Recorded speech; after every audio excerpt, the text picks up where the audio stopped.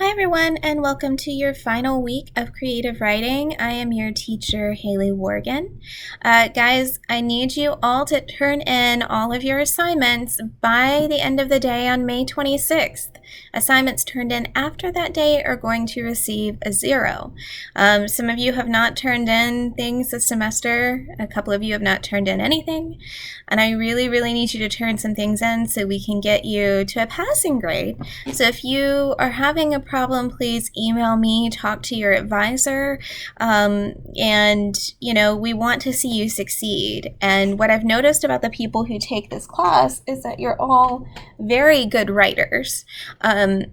And you're very creative, and I would hate to see that go to waste for this semester. Sorry, we have a small guest for our class today again. This is Potato. But she's taking away from the seriousness of the moment here because I definitely want you guys to know that, I want to see you succeed. I want you to do well.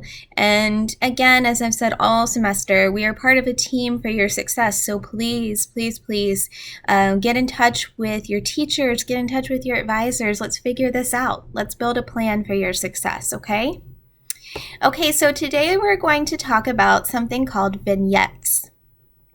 So a vignette, if you don't know, is a shorter piece of writing, and it uses imagery to focus on a specific period of time. So examples of the vignette, I'm sure you guys have read them before. In fact, if you've watched the videos for this semester, then you've read them with me. But some of the vignette examples include the ones from The House on Mango Street by Sandra Cisneros, which we read this semester. Telltale Heart by Edgar Allan Poe, which I'm sure some of you have read in your English classes. We read a vignette called Gil's Furniture Bought and Sold earlier in the semester. And in that story, we knew exactly what the characters were seeing in the old store. We knew when they heard the music box played and what they heard. We could almost feel the embarrassment of the narrator when her friend asked if the music box was for sale. So today I'm going to be teaching you about vignettes from a book called Brevity. It's by David Galef. And brevity means, according to the dictionary, the shortness in time, or it can be used to mean the use of concise or exact words in writing or in speech. So in this book, Galef teaches writers to create short stories that can be part of longer collections or even novels. Now what that means is a lot of times when you read a novel, you're reading about these short sections of time all bound together with the characters. And some of those are vignettes.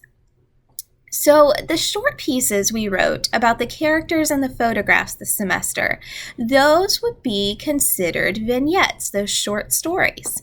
And they could be published as part of a collection of short stories or even as part of a novel. So to create a vignette, you really have to think outside the box. Galef emphasizes that your story must have meaning beyond the surface. So when you are describing a character, you are showing how they relate to the world around them. When you discuss their small reactions to others, you are actually giving details about their personalities, their quirks, their trauma, and/or their desires. And when space is limited, guys, every word has to be chosen carefully. The moment you are describing is so important, and it will reflect much of the character's life just in a few simple words. For example, if the character is having dinner with a friend, they may smell banana bread baking in the kitchen. It might remind them of their grandmother who died recently. They can spend the entire moment talking about a valuable memory of their grandmother, showing them how to make banana bread and giving advice. So just for an example, I kind of put this together very quickly for you guys. Okay, the bread doesn't always turn out right. Sometimes you will have too much happening while you are cooking. You will forget the bread and it will burn. Sometimes you will forget a key ingredient and the bread will not taste exactly like it is supposed to taste. Sometimes you will serve the bread and your guests will not like it. Grandma, what happens then? Well, you wash your dishes. Sometimes you throw out the bread. And the next week you go to the grocery store, buy the ingredients, and try again. After all, a mistake is something you learn from. It isn't something that should make you hang up your apron for good. Okay, so you might notice just in that little key interaction between the two characters, the main character and their grandmother, that you have a little bit of advice. And that advice you could actually apply to real life. Right? I mean, and so kind of funny because we had an assignment at the beginning of the semester where we did the same thing, and that could also be considered a vignette. So I'm not going to give you an official assignment this week. You guys, a lot of you have things you've got to catch up on and turn in, and I really just don't think that's fair. However, I am going to give you something that you could try, okay? So from Hayleigh's book, there is a writing prompt that I think would be fun for all of us to try. And if you decide to try it and you want to email me and see what I think, please do, okay? So the question is, what slice of life, the more ordinary the better, would you use to show envy at the way your parents treat your sibling? Or, how good does your friend think she is at driving versus, oh, not so good, how inept she really is? Or, why is that man on the curb asking passersby the same question over and over again? Now, you don't have to use any of these, but the key idea is to take a slice of life, a very ordinary moment in time, and use it to show emotions happening from your characters. Okay?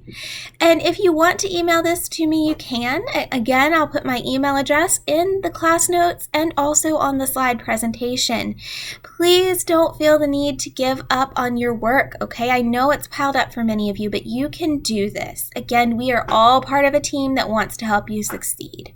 So reach out and help us help you, okay? I believe in every single one of you, and I want you to keep writing. I do want to mention a couple of opportunities here.